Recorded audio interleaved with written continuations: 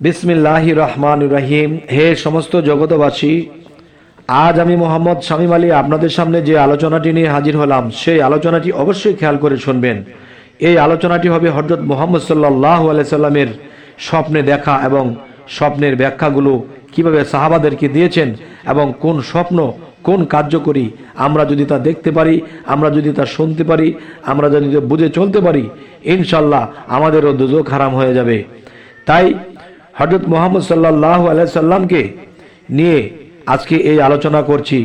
মন দিল দিয়ে শুনবেন, ইনশাল্লাহ আল্লাহ আমাদের উপর রহমত বর্ষণ করুন।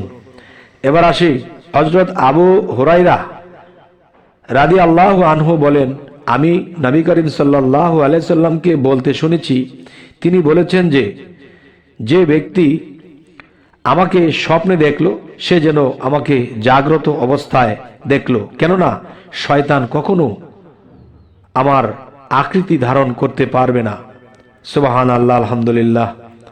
এবার আসি, হযরত আনাস ইবনে মালিক রাদিয়াল্লাহু বলেন, নবী করিম সাল্লাল্লাহু আলাইহি সাল্লাম বলেছেন, যে ব্যক্তি আমাকে স্বপ্নে দেখবে সে কখনো জাহান্নামে যাবে না। আলহামদুলিল্লাহ, সুবহানাল্লাহ, আলহামদুলিল্লাহ। এবার আসি, হযরত আনাস ইবনে কাতবা রাদিয়াল্লাহু আনহা বলেন, নবী করিম সাল্লাল্লাহু আলাইহি সাল্লাম বলেছেন, যে ব্যক্তি আমাকে স্বপ্নে দেখলো সে সত্যই আমাকে দেখলো। যদি কোনো ঋণগ্রস্ত ব্যক্তি নবী করিম সাল্লাল্লাহু আলাইহি সাল্লামকে স্বপ্নে দেখে, তাকে আল্লাহ তাআলা তার সমস্ত ঋণ পরিশোধ করার সুযোগ দিবেন। সুবহানাল্লাহ, আলহামদুলিল্লাহ।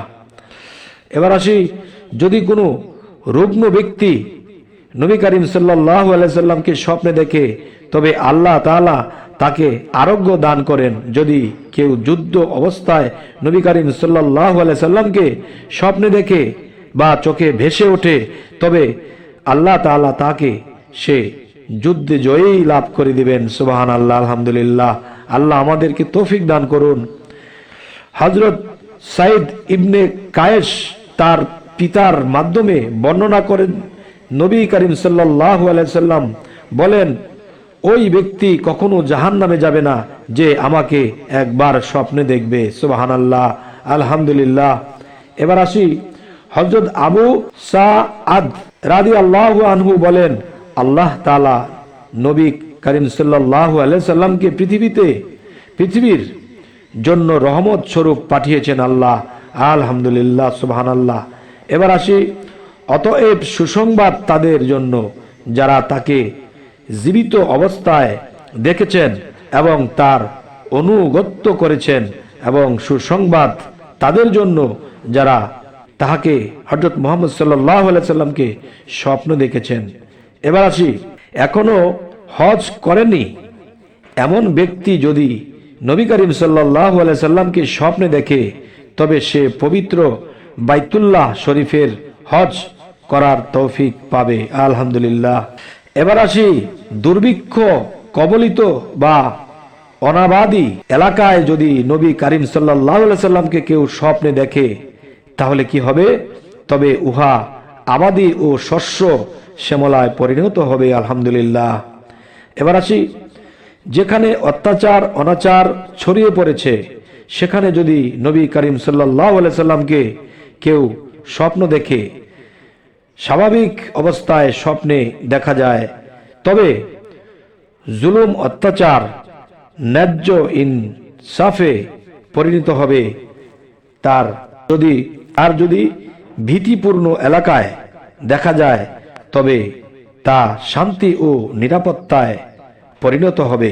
এবার আসি, যদি কেউ নবী করিম সাল্লাল্লাহু আলাইহি সাল্লামকে প্রথমত অতঃপর রোগমুক্ত বা সুস্থ দেখে, তবে এ এলাকার লোকেরা ধর্মীয় বিষয়ে ফিতনা ফেসাদের পর সংশোধন হয়ে যাবে। এবার আসি, কেউ যদি নবী করিম সাল্লাল্লাহু আলাইহি সাল্লামকে সওয়ার অবস্থায় স্বপ্নে দেখে, তবে সে সওয়াব অবস্থায় নবী করিম সাল্লাল্লাহু আলাইহি সাল্লামকে এর রওজা মোবারক জিয়ারত করার তৌফিক হবে। এবার আসি, কেউ যদি নবী করিম সাল্লাল্লাহু আলাইহি সাল্লামকে হাঁটা অবস্থায় স্বপ্নে দেখে, তবে হাঁটা অবস্থায় নবী করিম সাল্লাল্লাহু আলাইহি সাল্লাম এর রওজা জিয়ারত করিবার নসিব হবে।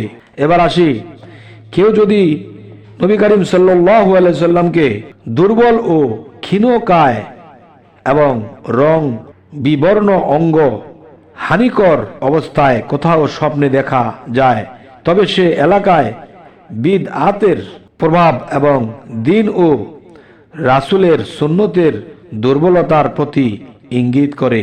এবার আসি, কেউ যদি ভালোবাসার আবেগে গোপনে নবী করিম সাল্লাল্লাহু আলাইহি সাল্লাম এর রক্ত পান করতে দেখে, তবে সে জিহাদে শহীদ হবে। তার যদি প্রকাশ্যে রক্ত পান করতে দেখে, তবে তা তার মুনাফিকির লক্ষণ হিসেবে গণ্য হবে এবং নবী পরিবারের রক্তে তার হাত রঞ্জিত করতে এবং তাদেরকে হত্যা বা শহীদ করতে সাহায্য করবে। এবার আসি, কেউ যদি নবী করিম সাল্লাল্লাহু আলাইহি সাল্লামকে দাঁড়ানো অবস্থায় স্বপ্নে দেখে, তবে তার এবং ওই সময়কার ইমানের রাষ্ট্র প্রদানের কার্যকর্ম সত্য ও সঠিক হবে। যদি কেউ নবী করিম সাল্লাল্লাহু আলাইহি সাল্লামকে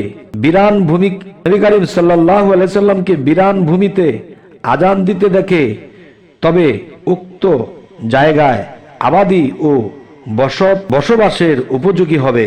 এবার আসি, কেউ যদি নবী করিম সাল্লাল্লাহু আলাইহি সাল্লামকে ইন্তেকাল করতে দেখে, তবে তার পরিবারের কেউ ইন্তেকাল করবে। এবার আসি, কেউ যদি নবী করিম সাল্লাল্লাহু আলাইহি সাল্লামকে খানা খাওয়াতে বা নিজে কেউ যদি নবী করিম সাল্লাল্লাহু আলাইহি সাল্লামকে খানা খাওয়াতে দেখেছেন, তাহলে এর ব্যাখ্যা কি হবে?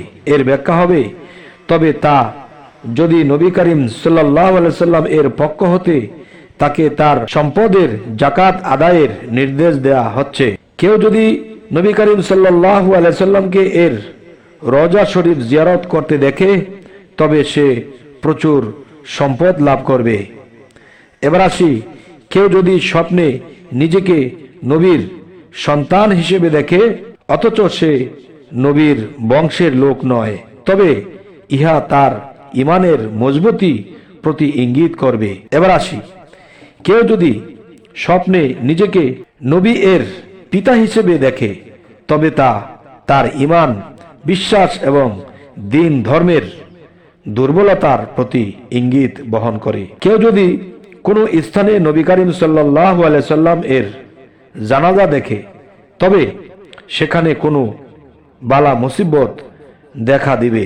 এবার আসি, কেউ যদি কবর দেয়া পর্যন্ত নবী করিম সাল্লাল্লাহু আলাইহি সাল্লাম এর জানাজার অনুসরণ করতে দেখে, তবে সে বিদআতের দিকে আকৃষ্ট হবে।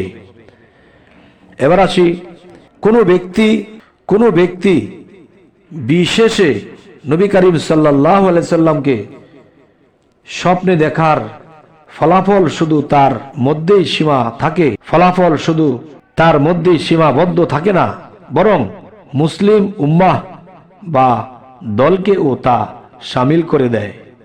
হে সমস্ত জগৎবাসী, আজকের যে আলোচনাটি আপনাদের সামনে করা হলো, যে নবী করিম সাল্লাল্লাহু আলাইহি সাল্লামকে যদি স্বপ্নে দেখা হয়, তাহলে সমস্ত দোজখই আপনার জন্য হারাম হয়ে যাবে।